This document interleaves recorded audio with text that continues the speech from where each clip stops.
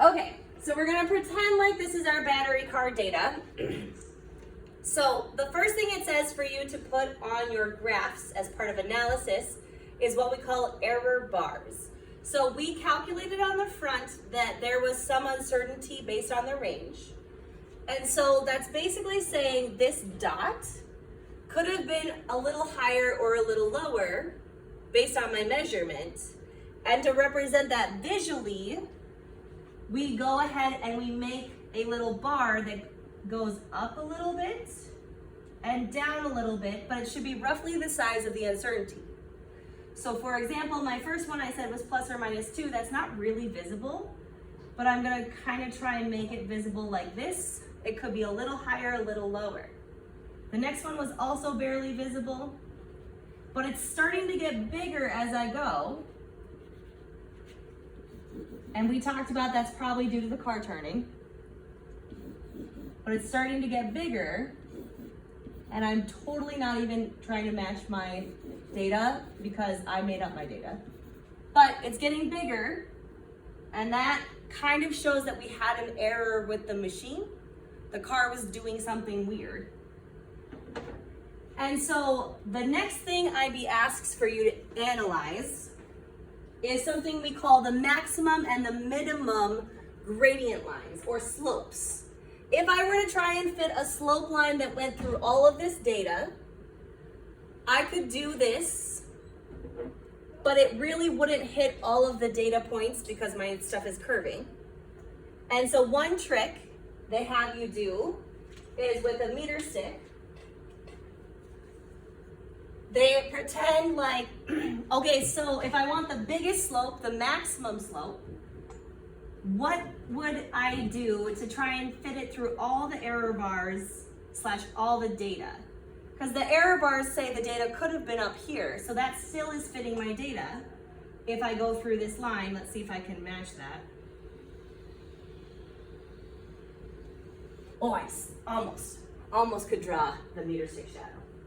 So this would be the maximum line. It would hit all of the data because even though it's not hitting this red dot, it's hitting the error bar. I could also similarly do a minimum line. I like how I set down my thing, pretending like I wasn't gonna do it. That would kind of be not as steep, but would go through all the data.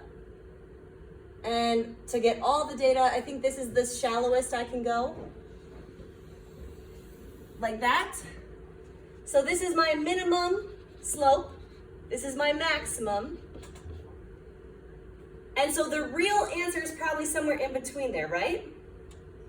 And so this is a trick that IB likes to use for data to try and get, okay, what is the actual line of best fit? The line that should fit the data the best. And so it's gonna be halfway between these.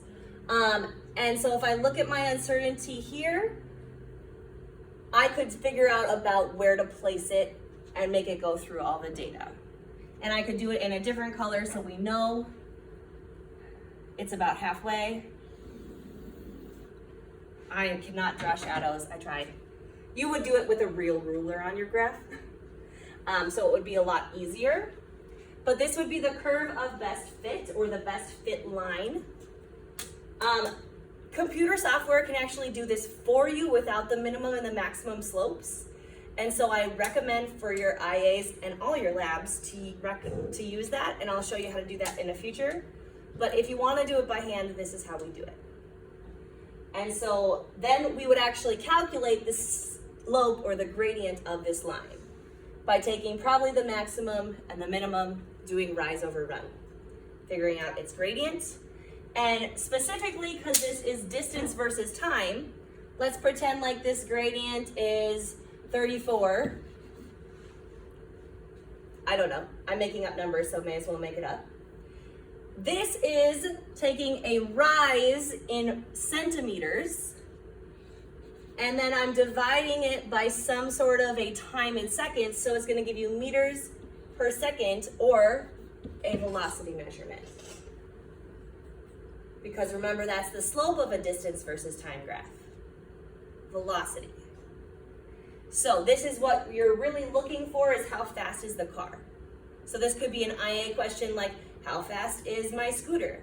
How fast is my toy car? You could do a lab like this and analyze it just like this. And so the next questions are also analysis. Did you guys have errors? Totally, right? Mainly, we can tell that there's a big error with the car because the errors are getting bigger. We also would be able to tell if these lines did not trace back to 0 because we know it starts at 0. There is no error on the 0. And so you could check and see if that's a system error. So this is actually the bottom one. Something was wrong with the system. The car was doing something weird, your clock was doing something weird, something went wrong, and we got the bad data. The other question it asks is random errors. These are things that happen naturally in labs and you cannot get rid of them. Things like the fact that your meter stick, you cannot measure in between the millimeters. That's called measurability error.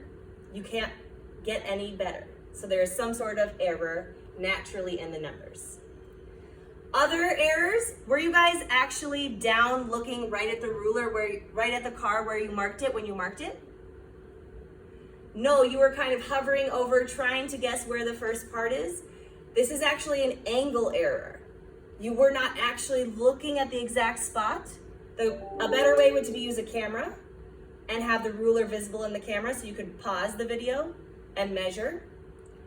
And so that's a kind of positional view error, which is random. And then there's one other random error. What is it? Now I have to think. That is almost always in labs. Oh, you were using a timer and humans have to push the button. How good do you think you are at pushing the button at the right time? Or telling your friend, mark the car at the right time? Not the best.